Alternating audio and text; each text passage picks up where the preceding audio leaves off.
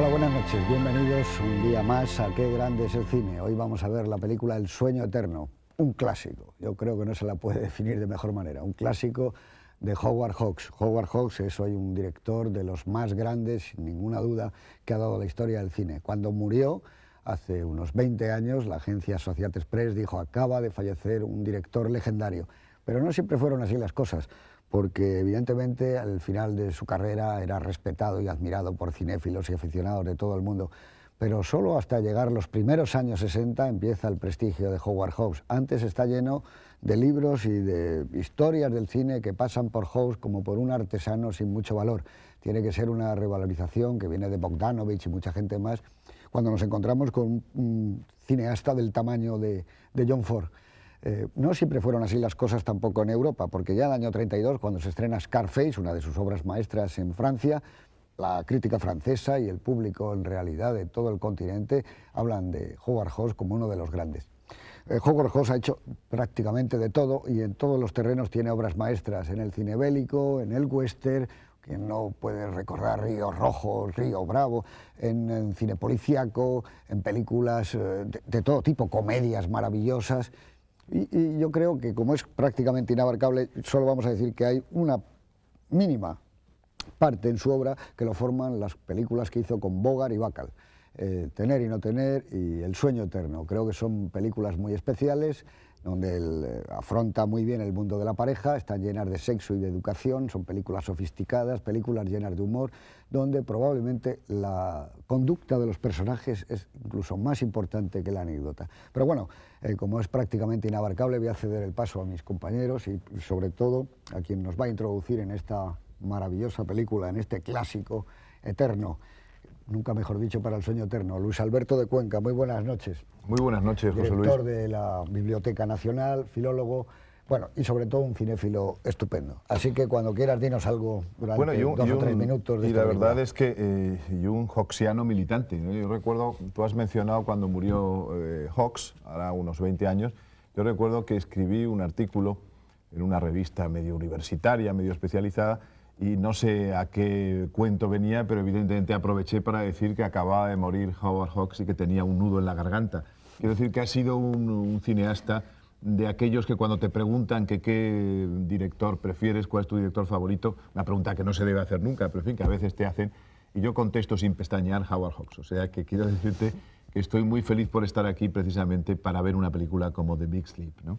The Big Sleep, yo la he visto muchas veces. Me acabo de enterar, fuera de pantalla, que existía una versión anterior a esta, que se distribuyó, luego lo comentará Eduardo Torres Dulce, no se lo quiero pisar, que lo vieron los soldados en el frente de Filipinas, los soldados norteamericanos en aquel frente, pero realmente la que hemos visto todos y muchas veces es del año 1946. Está basada en una novela de Raymond Chandler, uno de los grandes de la literatura policíaca en su subgénero negro, de la literatura estadounidense, y uno de los grandes de la literatura inglesa de este siglo, porque trasciende el género para convertirse en un escritor como la copa de un pino.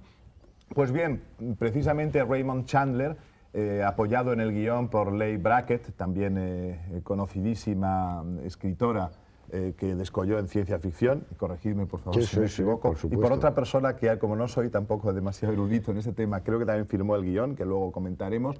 Pues claro, es un privilegio que sobre el tema de Chandler, actuando Chandler también en el guión, pero con la colaboración ni más ni menos de William Faulkner, que fue el gran guionista de esta película, se hiciera una cinta tan formidable, lo ha dicho José Luis antes, un clásico, el prototipo de lo clásico, digamos el paradigma del cine clásico.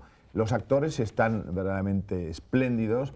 Asistimos al encuentro entre Humphrey Bogart y Lauren Bacall. ¿Fue precisamente su primer trabajo juntos o el Tener y no tener es anterior? Anterior. Es anterior. Cuando dice lo de Silva, la famosa Lauren Bacall, es anterior. Se enamoran en la anterior. Se enamoran en la anterior y ahora ya están prácticamente ligados. Se les ve muy amartelados totalmente in love en la cinta. Y la verdad es que convierten una película muy áspera, una novela, quiero decir, enormemente áspera, enormemente dura, la convierten en una cinta que podríamos llamar de amor, porque la verdad es que el amor va creciendo desde el primer encuentro hasta el final. Y la verdad es que probablemente la novela de Chandler no era una novela de amor, pero que está muy bien también porque esos dos personajes destinados a amarse y con la categoría mítica y la fuerza de Humphrey Bogart y de Lauren Bacall, realmente es lógico que el director, que Hawks, atento siempre pues, a conectar con todo aquello que sea más humano, pues intentara insistir en esta faceta, ¿no? Yo creo que el que no lo haya visto va a haber un antes y un después en su vida. Yo creo que después de ver El sueño eterno ya no se es igual, ¿eh? De modo que tengo una enorme envidia. Es igual que cuando un libro no lo ha leído alguien, se lo recomiendas y dices, qué envidia te tengo que no lo has leído todavía. Pues esta película es alucinante. Y luego empezaremos a hablar, me imagino, después comentaremos lo de la novela, esas cosas que se dicen siempre en cine, si la novela es mejor, si la película peor. Yo creo que aquí no tiene sentido, son dos cosas completamente distintas. Yo lo único que quizá le echaría en cara a Hawks es el no incluir en el guión de la película lo del sueño eterno. Pues se llama El sueño eterno, pero no se sabe por qué. Bueno, pues porque al final, y creo que la cita es shakespeariana, me parece, hay algún personaje de Shakespeare que habla de que todo el mundo debe dormir un sueño eterno. Las últimas frases de la novela precisamente hablan de eso. Y Rusty Regan, que en la película se llama John, por cierto, y por supuesto todos los cadáveres que se han ido dejando detrás, todos, y nosotros mismos, dice el propio Philip Marlowe, el detective que encarna a Bogart en la película, habremos de dormir el mismo sueño eterno, ¿no? Y eso no se recoge. El gran sueño, que se ha traducido por el sueño eterno, porque en la original es de Big Sleep, Big, grande. Muy bien, muchas gracias.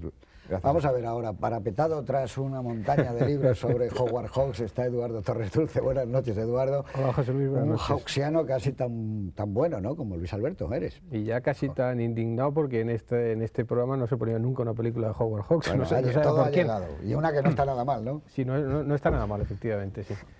Bueno, pues esta película ya habéis dicho muchas cosas y luego seguro que remata muy bien la faena Juan Miguel Lamet. Yo creo que esta es una película, además, muy característica de Hawks, pero por otra parte bastante rara de Hawks en ese momento. Hasta ese momento la carrera de Hawks ha sido la de un cineasta. Henri Langlois lo definió como un hombre moderno, y es verdad, es el gran cineasta moderno por excelencia, pero un cineasta bastante narrativo en el sentido clásico.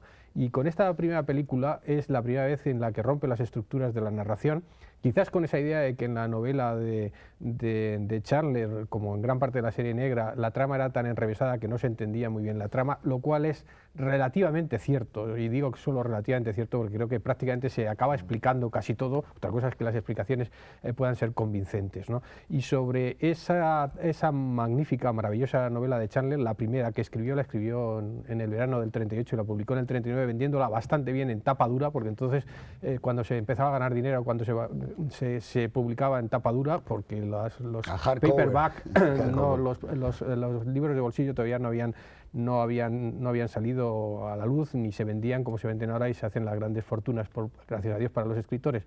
Era una película que tenía muchos problemas de adaptación, una novela que trata sobre la corrupción, sobre la ninfomanía, sobre las drogas, sobre el juego, sobre la perversidad, sobre los vicios, y tal como estaba el código Hays de la oficina Hays de la censura americana, en ese momento pues era ciertamente problemática. Lo que pasa es que habían tenido un gran éxito con Tener y No Tener, y ya Warner, cuando volvían de la preview, de la primer estreno extraordinariamente exitoso de Tener y No Tener, le pidió a Hawks otra película. Hawks no quería rodar otra película porque él, como Pygmalion, había fracasado con Lauren Bacall, que se había enamorado no de él, sino sorprendentemente de Humphrey Bogart, y eso lo llevó francamente mal. Él se resistió, pero él, que era un gran y ávido lector de novelas policíacas, le había encantado Chandler, y además tenía el desafío de hacer una película barata, lo hizo, y además intentando burlar los enormes problemas que tenía de censura. Luego la película se transformó, lo hablaremos más adelante, en una verdadera pesadilla.